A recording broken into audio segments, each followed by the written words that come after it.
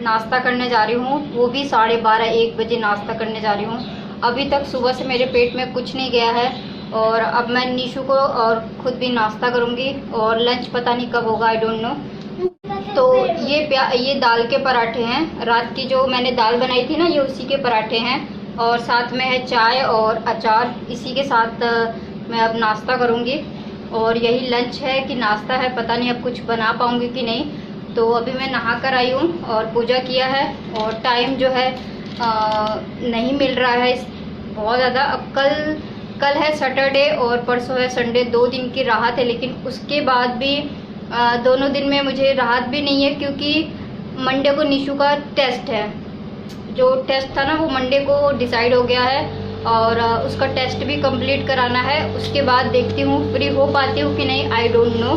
तो चलो नाश्ता कर लेती हूँ, उसके बाद आप लोगों से मैं back to my channel stylish with Shalini में आप सभी का स्वागत है और मैं हूँ शालिनी। तो कैसे हो गाइस आप सभी? आई होप कि आप लोग अच्छे होंगे और मैं भी बहुत अच्छी हूँ। और अब हो रहा है गुड आफ्टरनून, तो आप सभी को मेरी तरफ से गुड आफ्टरनून गाइस। तो मुझे कमेंट आ रहे थे कि दीदी आप ज़्यादातर साड़ियाँ पहनिए, तो जी हाँ, मैं आप लोगों की रिक्वेस्ट ज़रूर पूरी करूँगी। मैं ज़्यादातर साड़ियाँ पहनूँगी, लेकिन सभी साड़ियों की ब्लाउज जो है मेरी रेडी नहीं है। तो मैं सोच रही हूँ कि फटाफट जो है ब्लाउज़ वगैरह रेडी हो जाए तो मैं कंटिन्यू करूँगी, साड़ी ज़रूर पहनूँगी। मैं आप लोगों की रिक्वेस्ट ज़रूर पूरी करूँगी गाइस। तो अभी हो रहे हैं दोपहर के 2:10।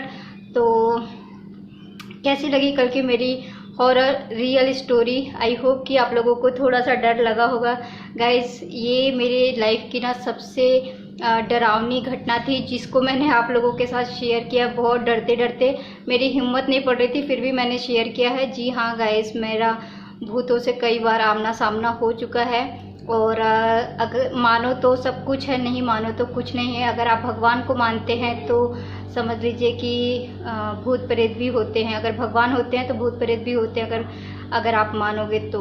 जिनका सामना हुआ है उनको अच्छी तरीके से पता है। कहते हैं कि रात को कभी घर से बाहर मीठा खा के नहीं निकलना चाहिए। रात को क्या, कभी भी घर से बाहर अगर आप किसी भी काम के लिए निकले तो मीठा खा के कभी ना निकले। मेरे इस बात का ध्यान रखना, वरना आपके साथ ज़रूर कोई ना कोई चीज़ नेगेटिविटी आपके साथ ज़रूर वापस घर आती है। तो इस चीज़ को हमेशा ध्यान रखना गाइस कि कभी भी कोई चीज़ मीठा खा के घर से बाहर नहीं निकलना है। और सेकंड गाइस, बाहर कोई भी हो, चाहे वो वैसे लड़कियां तो बाहर वॉशरूम नहीं करती हैं, लेकिन लड़के लोग ज़्यादातर वॉशरूम करते हैं। तो पेड़ के नीचे वॉशरूम वगैरह ना करे, इससे भी बहुत ही ज़्यादा बुरा असर पड़ता है क्योंकि बहुत सारी चीज़ों का बहुत सारी जगह पे वास होता है। कोई किसी पेड़ को अपना घर बना लेता है, कोई किसी पत्थर को अपना घर बना लेता है। तो मेरी बात को आई होप कि आप लोग समझ रहे होंगे। तो इसलिए पेड़ के नीचे और ख़ासकर पीपल के पेड़ के नीचे कभी भी वॉशरूम नहीं करना चाहिए।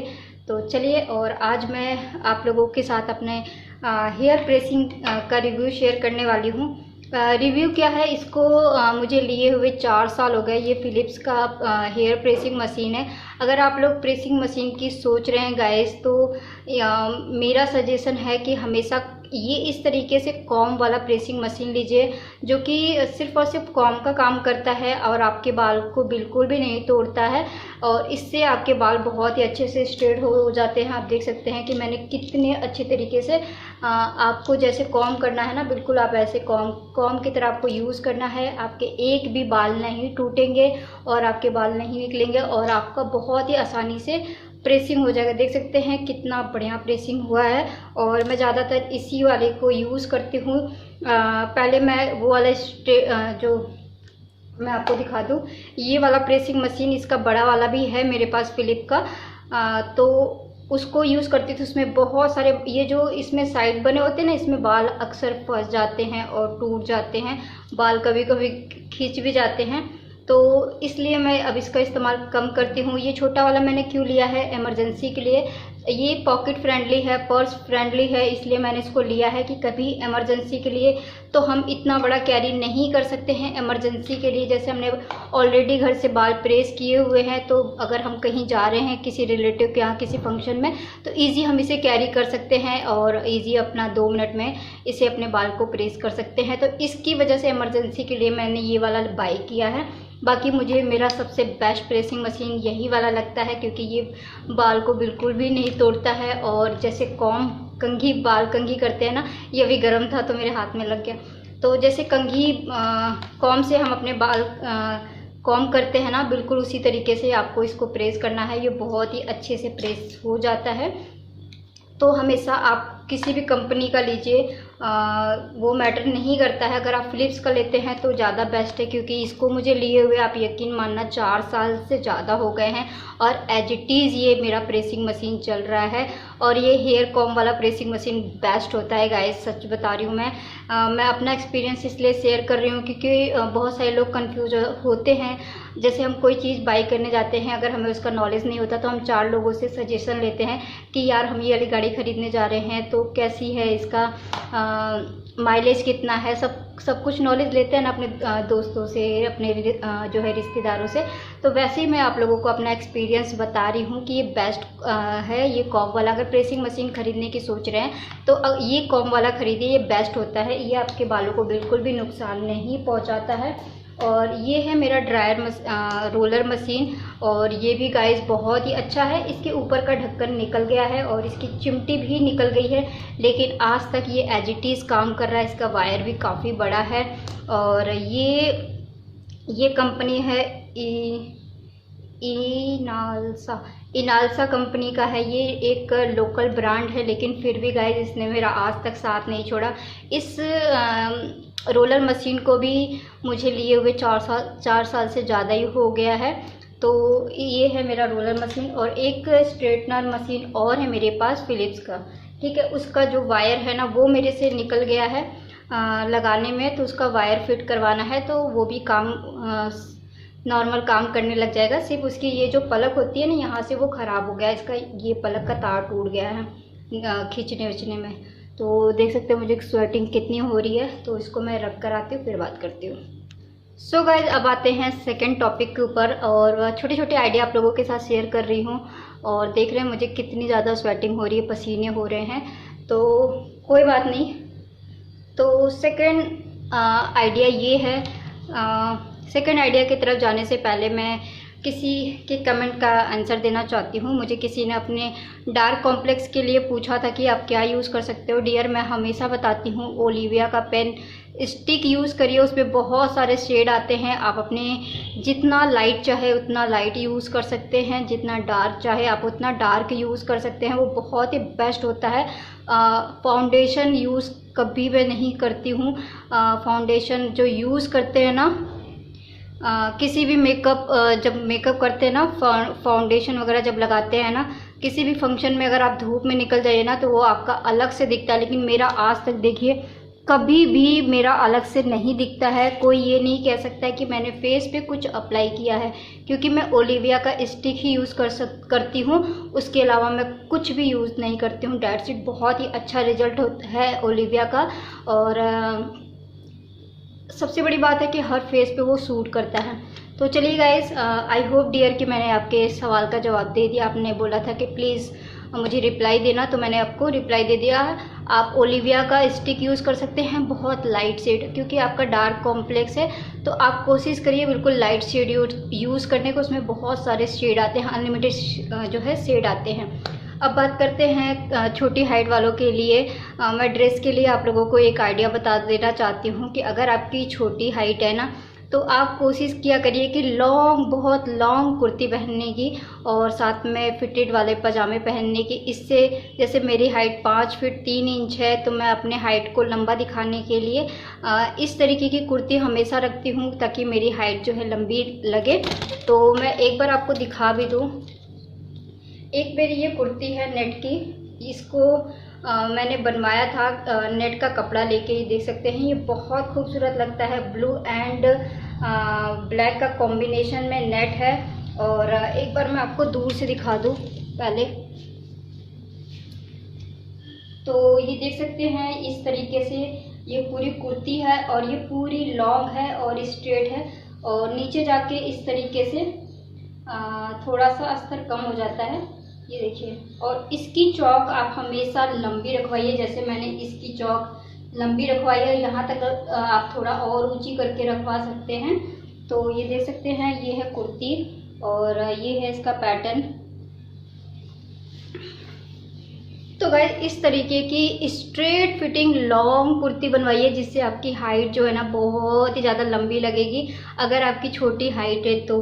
क्योंकि मेरी हाइट 5 फीट 3 इंच है, इसलिए मैं हमेशा कुर्ती जब भी लेती हूँ लॉन्ग स्ट्रेट कुर्ती लेती हूँ। ऐसा नहीं है कि आपने लॉन्ग ले लिया और वो कुर्ती फैला फैला सा हो, इसमें आप बहुत बेकार दिखने वाले हो।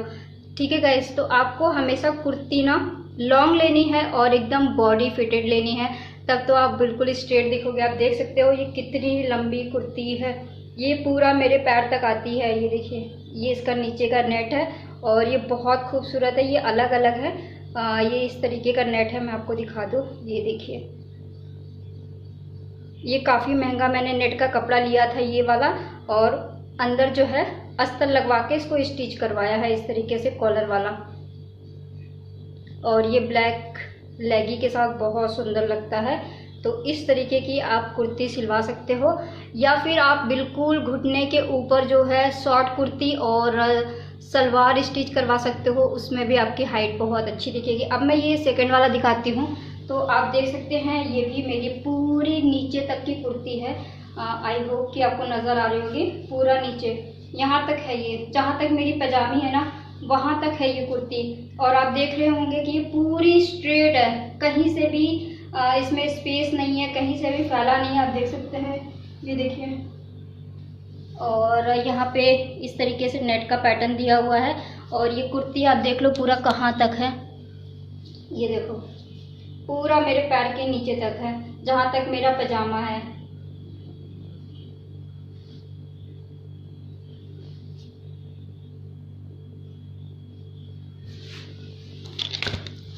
तो देखा, अगर आपकी हाइट छोटी है या तो आप शॉर्ट कुर्ती बनवाइए, शॉर्ट कुर्ती के साथ आप सलवार सिलवाइए।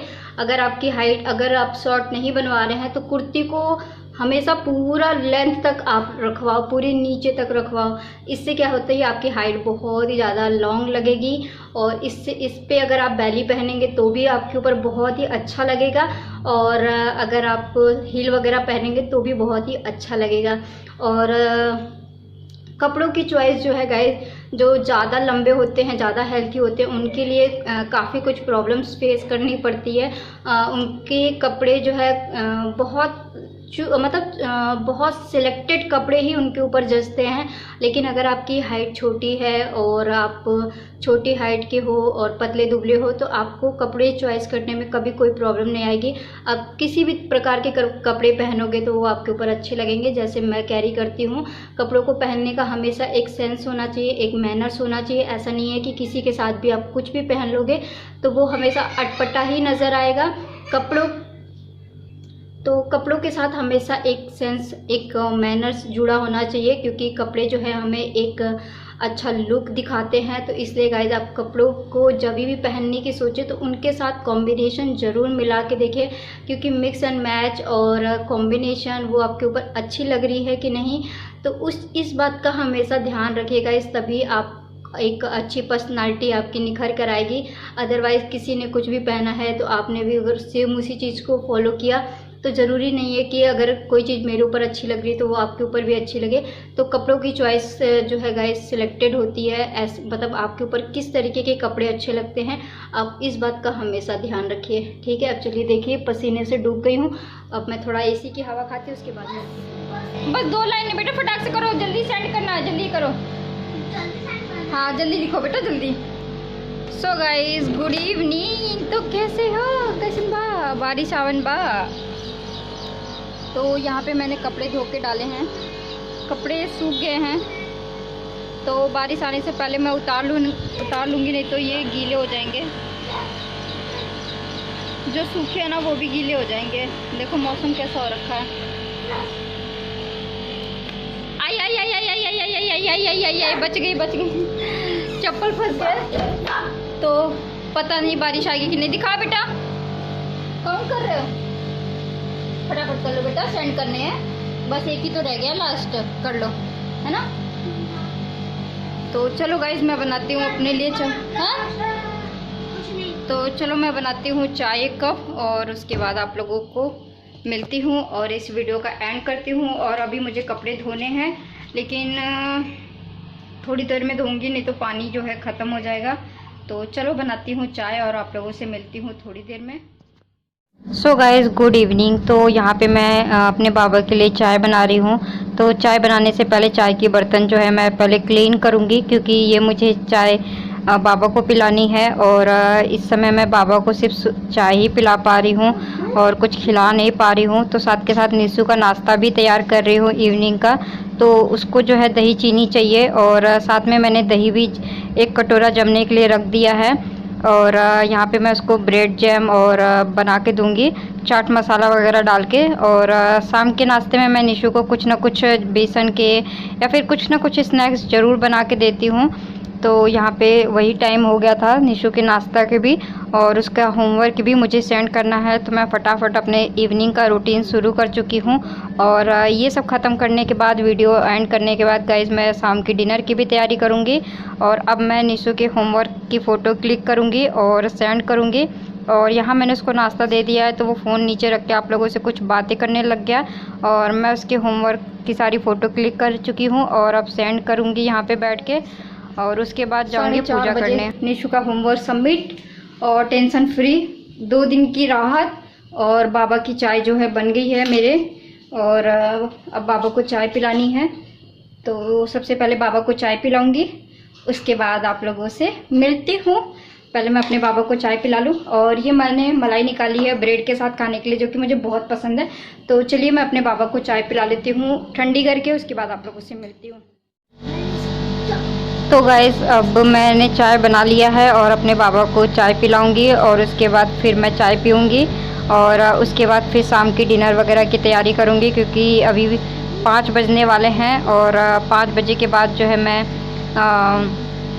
डिनर की तैयारी करूँगी। तो निशु को और ब्रेड जैम चाहिए था, तो मैं एक और यहाँ पे बनाने के लिए आ गई थी किचन में। तो इवनिंग का हमारा नाश्ता जो है हो गया है, और मैंने अपने बाबा को चाय भी पिला दिया है। और 2-3 दिन से ना मैं अपने बाबा को कुछ खिला नहीं पा रही हूँ, क्योंकि जो है टाइम शेड्यूल बिल्कुल भी चेंज हो चुका है, लंच टाइम पे नहीं बन रहा है। तो इसलिए मैं अपने बाबा को कुछ खिला नहीं पा रही हूँ। तो अभी इवनिंग की चाय पिला दिया है मैंने बाबा को।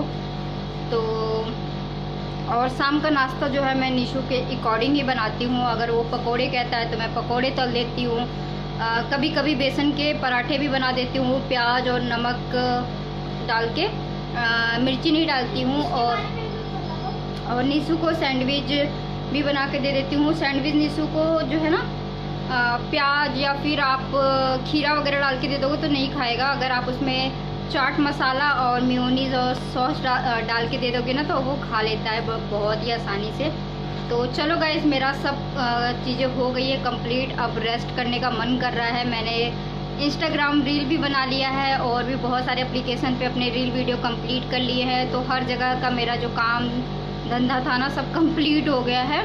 मिलती हूँ दूसरे वीडियोस में। अभी के लिए बाय बाय। वीडियो अच्छा लगा हो तो लाइक कर देना, अगर आप लोग मेरे चैनल पे नए हैं तो सब्सक्राइब कर देना, और हाँ बेल आइकन को प्रेस करना। रिलेटिव के साथ क्या हुआ था, बहुत सारी मेरे पास स्टोरी है, अगर आप लोग इंटरेस्टेड हैं तो बहुत सारा कमेंट्स आएगा, तो मैं ज़रूर शेयर करूँगी। तो अभी के लिए bye bye, love you love you love you. चलो बाय बाय बोलो गाइस बाय। लेकिन ना अगर गाइस आप हमारे चैनल पे पुराने हो तो गाइस इंस्टाग्राम पे फॉलो और बेल आइकन, और बाय बाय।